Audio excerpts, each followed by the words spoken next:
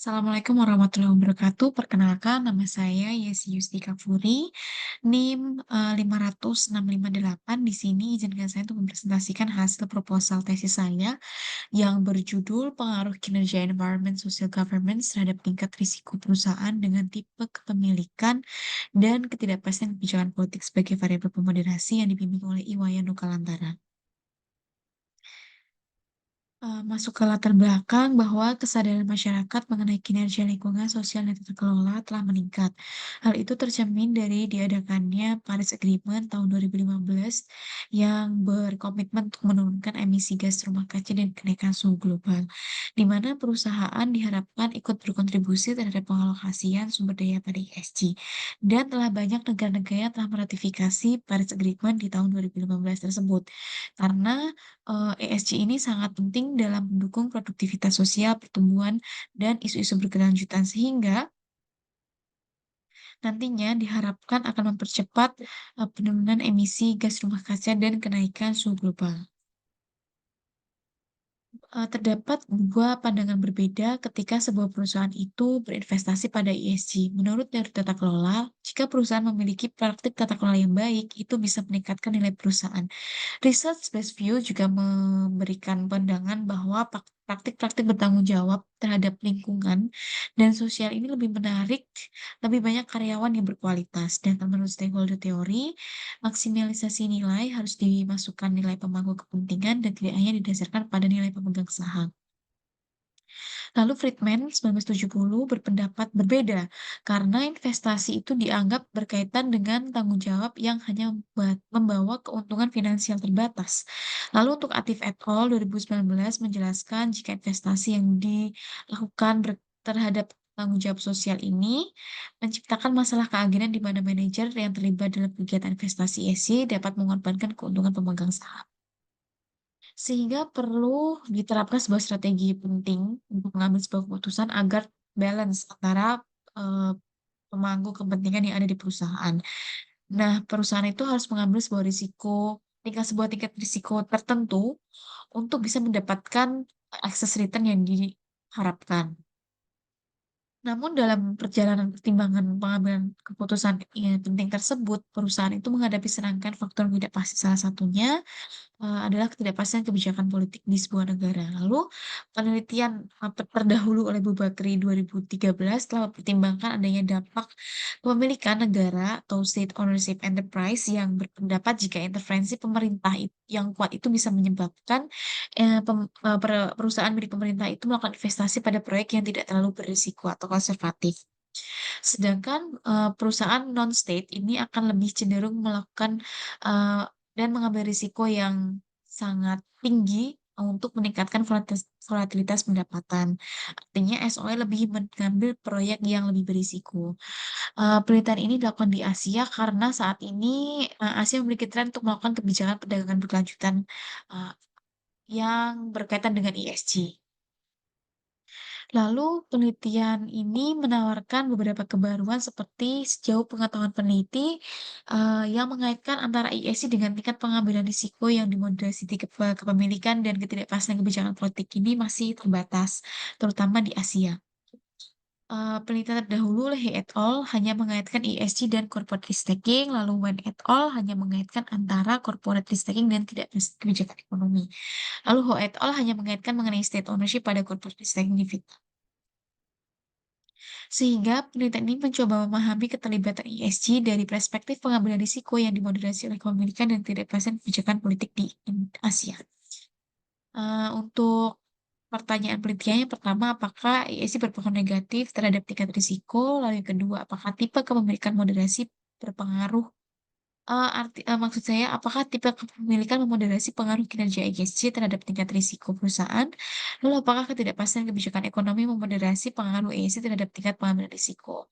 Lalu tujuannya untuk menguji pengaruh kinerja ESG terhadap tingkat risiko perusahaan, untuk menguji pengaruh kinerja yang dimoderasi oleh kepemilikan terhadap tingkat risiko, dan untuk menguji pengaruh kinerja ESG yang dimoderasi oleh ketidakpastian kebijakan politik terhadap tingkat risiko perusahaan. Lalu manfaat penelitian yang pertama adalah diharapkan bisa menambah literatur mengenai pengaruh ESG terhadap tingkat risiko yang dimoderasi tipe kepemilikan. Lalu pemanfaatan praktisnya, dapat memberikan evaluasi pada perusahaan dalam melakukan kegiatan-kegiatan investasi di ESG.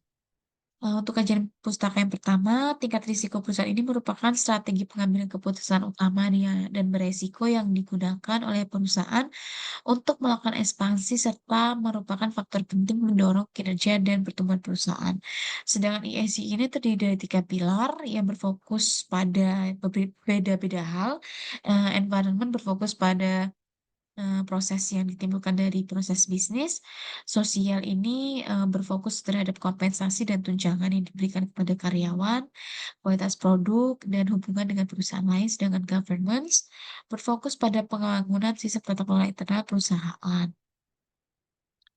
Lalu untuk tipe kepemilikan ada dua, state ownership itu milik yang dijalankan oleh pemerintah, lalu non-state ini dijalankan oleh swasta secara independen dan bebas dari pengaruh pemerintah. Lalu ketidakpastian kebijakan politik ini sendiri merupakan sebuah kebijakan yang berlaku di sebuah negara dan mempengaruhi sustainability dari perusahaan. Lalu untuk pengembangan hipotesis yang pertama, ESG berpengaruh negatif terhadap tingkat risiko perusahaan. Artinya, semakin tinggi kinerja ESG dapat menurunkan risiko karena ESG ini mencerminkan kemauan perusahaan untuk mengungkapkan informasi sehingga mengurangi adanya asimetri informasi. Lalu, kinerja ESG ini juga mencerminkan baiknya tata kelola perusahaan. Karena ketika perusahaan memiliki tata kelola yang baik, maka memiliki standarisasi bisnis dan pembangunan berkelanjutan yang bagus, sehingga bisa meningkatkan kualitas informasi keuangan dan memiliki reputasi serta citra yang baik. Artinya, semakin tinggi ESG dapat menurunkan risiko perusahaan. Lalu hipotesis 2A, perusahaan milik pemerintah ini karena dibatasi oleh tujuan politik dan sosial sehingga mempertahankan ketersediaan lapangan pekerjaan, maka perusahaan milik pemerintah cenderung konservatif dan tidak mengambil risiko yang tinggi. Maka eh, state ownership enterprise itu memperkuat pengaruh negatif kinerja ESG terhadap tingkat risiko perusahaan. Lalu untuk non-state ini karena meningkatkan kinerja dengan mengimplementasikan proyek yang lebih inovatif dengan memperkenalkan teknologi produksi yang canggih, maka non-state ini akan cenderung melakukan investasi pada proyek yang berisiko sehingga akan memperlemah pengaruh negatif ESG terhadap tingkat risiko perusahaan. Nah, untuk ketidakpastian kebijakan politik ini, ketika sebuah perusahaan ini memiliki kinerja ESG yang baik, maka sudah memiliki reputasi dan citra yang baik, maka perusahaan ini akan cenderung mengambil risiko yang tinggi ketika berinvestasi. Karena meskipun terjadi ketidakpastian, namun dengan adanya citra yang telah tercipta oleh perusahaan tersebut, maka akan mudah mendapatkan eh, mengurangi ini asimetri informasi yang terjadi dan mudah mendapatkan pendanaan sehingga perusahaan akan cenderung melakukan investasi pada proyek yang berisiko.